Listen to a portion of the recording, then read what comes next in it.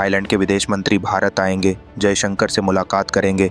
विदेश मंत्रालय MIA के अनुसार थाईलैंड के विदेश मंत्री मैरिस सांगियाम्पोंगसा अपनी जल्द ही शुरू होने वाली भारत यात्रा के हिस्से के रूप में 2 नवंबर 2024 को दिल्ली में अपने भारतीय समकक्ष S जयशंकर से मुलाकात करेंगे।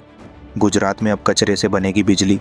अमित शाह ने सबसे बड़े वेस्ट टू एनर्जी प्लांट का किया उद्घाटन। गुजरात के सबसे बड़े वेस्ट टू एनर्जी प्लांट का उद्घाटन गृह मंत्री अमित शाह ने 8 नवंबर को कर दिया है। इस प्लांट की मदद से शहर के कचरे से बिजली बनाई जाएगी। पूरी तरह से चालू होने के पर यह प्लांट शहर के कुल 4000 मीट्रिक टन प्रतिदिन के वेस्ट का प्रबंधन करेगा और लगभग 350 मेगावाट बिजली का उत्पादन होगा। देश के कई हिस्सों में 3 नवंबर के बाद मौसम लेगा करवट। उत्तर भारत में 2 से 3 डिग्री की तापमान में गिरावट का अनुमान। स्पेन में 8 घंटे में 1 साल के बराबर बारिश। भीषण बाढ़ से 178 लोगों की मौत। 50 साल का रिकॉर्ड टूटा।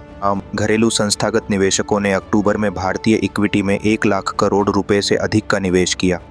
घरेलू संस्थागत निवेशकों ने अक्टूबर में भारतीय इक्विटी में 1 लाख करोड़ रुपए से अधिक का निवेश किया, जो उनकी अब तक की सबसे अधिक मासिक खरीद है। इसी अवधि में विदेशी पोर्टफोलियो निवेशकों FPI ने कुल 1 लाख करोड़ रुपए से अधिक मूल्य के शेयर बेचे। विदेशी निवेशकों की भारी बिकवाली के बीच घरेलू निवेशकों की मजबूत खरीदारी देखी गई। प्रियंका गांधी 3 नवंबर से वायनाड उपचुनाव के लिए चुनाव प्रचार फिर से शुरू करेंगी। वह अपने भाई और लोकसभा में नेता प्रतिपक्ष राहुल गांधी के साथ भी चुनावी सभा संबोधित करेंगी। बिना ई चालान अन्य राज्यों से पत्थर गिट्टी मंगाई या बेची तो गिरेगी गाज। एक्शन में नीतीश सरकार राज्य ब्यूरो पटना। गिट्टी व्यवसायियों की एक शिकायत के बाद खान एवं भूतत्व विभाग ने बिना ई चालान अन्य राज्यों से गिट्टी मंगाने, परिवहन करने और इसे बेचने के मामले में सख्ती बरतने के निर्देश दिए हैं। हाल ही में खान एवं भूतत्व विभाग के प्रधान सचिव के स्तर पर पत्थर का व्यवसाय करने वालों के साथ एक बैठक आयोजित की गई थी, जिसमें पत्थर व्यवसायियों ने विभाग को अपनी समस्याओं से अवगत कराया। नीति जयपुर से दिल्ली का सफर आने वालों दिनों में महज 3 घंटे में पूरा होगा। इस एक्सप्रेसवे पर नए साल में ट्रैफिक शुरू होने की उम्मीद है। बगराना और कोलवा में तेजी से काम हो रहा है।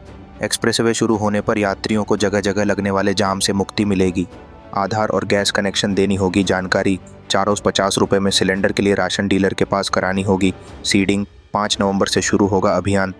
CM आतिशी ने ऐलान किया है कि 7 नवंबर को छठ पर दिल्ली सरकार ने छुट्टी देने का फैसला किया है। शुक्रवार 8 नवंबर को उन्होंने इसकी घोषणा की। इससे पहले आज ही पूर्णकालिक अवकाश घोषित करने को लेकर दिल्ली के उपराज्यपाल विनय कुमार सक्सेना ने CM आतिशी को पत्र लिखा था।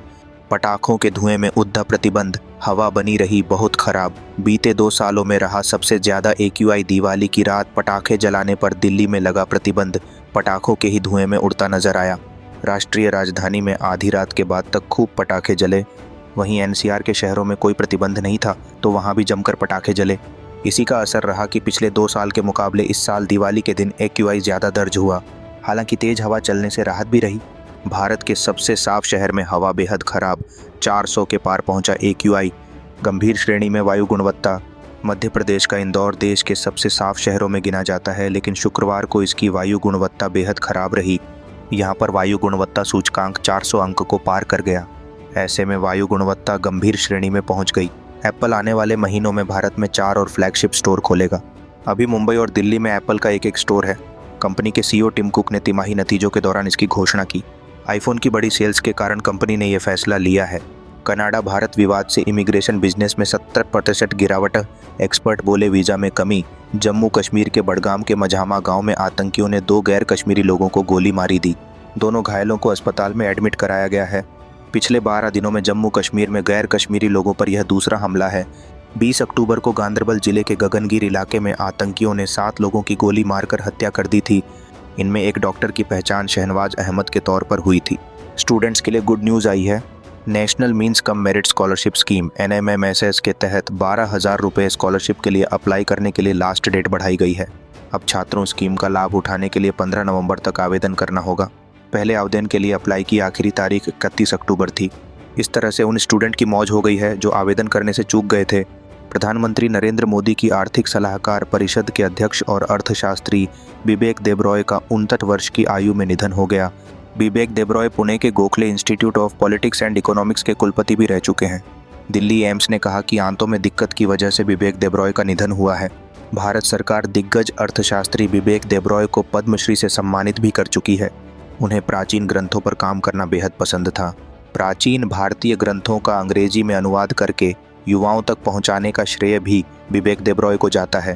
वे 5 जून 2019 तक नीति आयोग के सदस्य भी थे। कमर्शियल एलपीजी की कीमत 62 रुपये प्रति सिलेंडर बढ़ी। एटीएफ की कीमत में 3% की बढ़ोतरी। दिवाली पर लोगों को महंगाई की मार लगी है। तेल कंपनियों ने वाणिज्यिक कमर्शियल एलपीजी गैस सिलेंडर की कीमतों में बदलाव कर दिया है।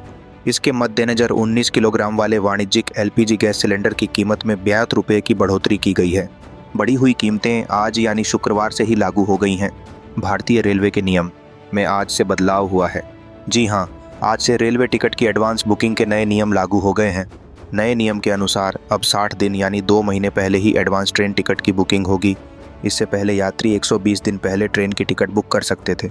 4 धामों में प्रमुख गंगोत्री धाम के कपाट शनिवार को अन्नकूट पर्व पर शीतकाल के लिए दोपहर 12-14 बजे बंद किए जाएंगे। कपाट बंद होने के बाद मां गंगा के दर्शन उनके शीतकालीन पड़ाव मुखबा स्थित गंगा मंदिर में होंगे। वहीं यमुनोत्री धाम के कपाट रविवार को भैया दूज पर्व पर दोपहर 12-5 बजे पर बंद होंगे। अब टूट जाएगा सस्ता हेल्थ इंश्योरेंस खरीदने का सपना। एसबीआई ने किया बड़ा ऐलान। एसबीआई जनरल इंश्योरेंस ने 8 फरवरी 2025 से प्रभावी होने वाले स्वास्थ्य बीमा प्रोडक्ट्स के लिए प्रीमियम दरों में संशोधन की घोषणा की है। यह निर्णय विशेष रूप से बढ़ती चिकित्सा लागत और उभरती स्वास्थ्य सेवा जरूरतों के संदर्भ में लिया गया है। कंपनी ने यह कदम ग्राहकों को बेहतर वित्तीय सुरक्षा प्रदान करने के उद्देश्य से उठाया है और यह संशोधन 5 प्रमुख प्रोडक्ट्स पर लागू होगा। हालांकि कंपनी कितना % कीमत में वृद्धि करने जा रही है, इसके बारे में उसने कोई जानकारी नहीं